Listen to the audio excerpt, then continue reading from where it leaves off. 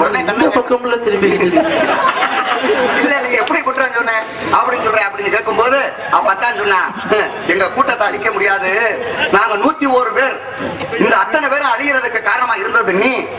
அதே சமயத்துல பீமனாகப்பட்டவன் நானும் போர் புரியும் போது என் தொடையை காமிச்சு, ஏன்னா அவனுக்கு தொடையில தான் துரியோதனுக்கு அடிபட்டா செத்து போயிடுவான், என் தொடையை காமிச்சு செய்க காமிச்சது நீ, அதனாலதான் பீமன் என்ன தொடையில அடிச்சான், அவன் அடிக்கிறதுக்கு காரணமா இருந்தது நீ, அது உன் மேல குற்றம். அதே சமயத்துல எங்க பக்கம் இருந்த பீஷ்மாச்சாரியார யாருமே அழிக்க முடியாது, அப்பேற்பட்ட பீஷ்மன் அழிக்கிறதுக்காக சிகண்டிங்கிற பொம்பளை கிட்ட போர் புரியாத ஒருத்தன் வந்து பொம்பளையை கொண்டாந்து சிகண்டிங்கிறவனை கொண்டாந்து நிப்பாட்டி போர் புரிய வச்சு அப்பேற்பட்ட பீஷ்மன் அழிக்கிறதுக்கு காரணமா இருந்தது யாரு? நீ.